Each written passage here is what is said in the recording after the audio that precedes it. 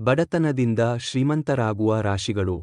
ಮಾನವನ ಜೀವನದಲ್ಲಿ ಬಡತನ ಮತ್ತು ಶ್ರೀಮಂತಿಕೆ ಎರಡೂ ಭಾಗ್ಯ ಮತ್ತು ಪ್ರಯತ್ನದ ಫಲವಾಗಿವೆ. ಕೆಲವರು ಬಡತನದಲ್ಲಿ ಹುಟ್ಟಿದರೂ ತಮ್ಮ ಶ್ರಮ, ಬುದ್ಧಿ ಮತ್ತು ದೈವ ಅನುಗ್ರಹದಿಂದ ಕೋಟ್ಯಧಿಪತಿಗಳಾಗುತ್ತಾರೆ.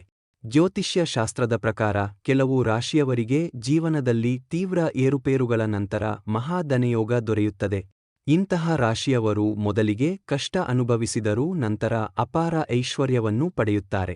ಇಂದಿನ ವಿಡಿಯೋದಲ್ಲಿ ಬಡತನದಿಂದ ಶ್ರೀಮಂತರಾಗುವ ಯೋಗ ಇರುವ ಪ್ರಮುಖ ರಾಶಿಗಳ ಬಗ್ಗೆ ತಿಳಿಯೋಣ. ಮೇಷರಾಶಿ. ಮೇಷರಾಶಿಯವರು ಸಹಜವಾಗಿ ಸಾಹಸಿಗಳು ಮತ್ತು ಧೈರ್ಯಶಾಲಿಗಳು.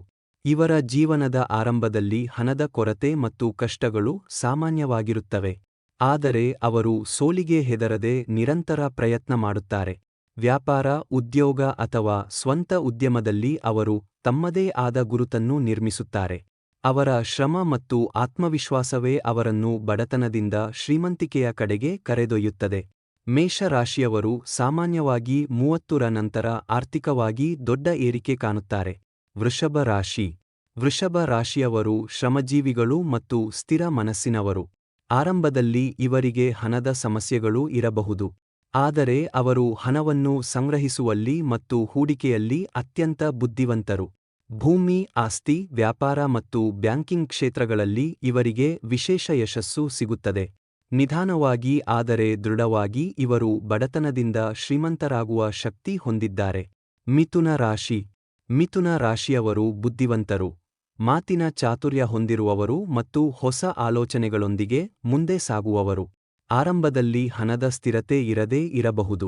ಆದರೆ ಬರವಣಿಗೆ, ಮೀಡಿಯಾ, ವ್ಯಾಪಾರ, ಯೂಟ್ಯೂಬ್, ಮಾರ್ಕೆಟಿಂಗ್ ಮತ್ತು ಟೆಕ್ನಾಲಜಿ ಕ್ಷೇತ್ರಗಳಲ್ಲಿ ಅವರು ದೊಡ್ಡ ಯಶಸ್ಸು ಪಡೆಯುತ್ತಾರೆ.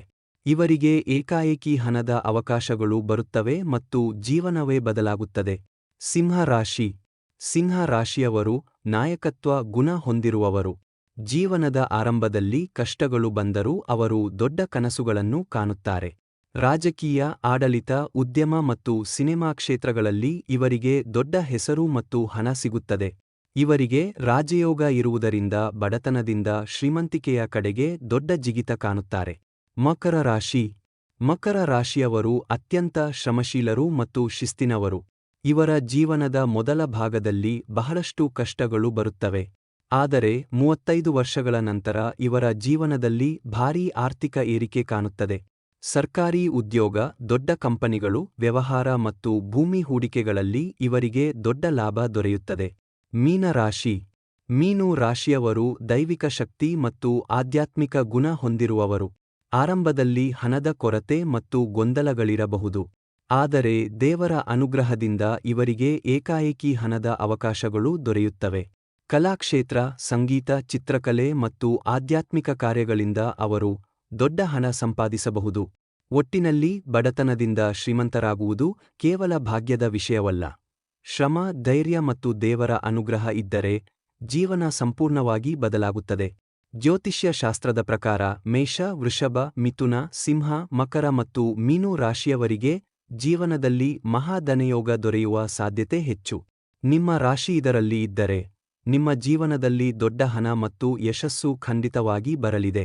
ನಮ್ಮ ಜೀವನದಲ್ಲಿ ಎದುರಾಗುವ ಎಲ್ಲಾ ತೊಂದರೆಗಳು ಮತ್ತು ಗ್ರಹದೋಷಗಳಿಗೆ ಶಾಂತಿ ಹೋಮ ಹಾಗೂ ದಾನ ಧರ್ಮ ಅತ್ಯಂತ ಶಕ್ತಿಶಾಲಿ ಪರಿಹಾರ.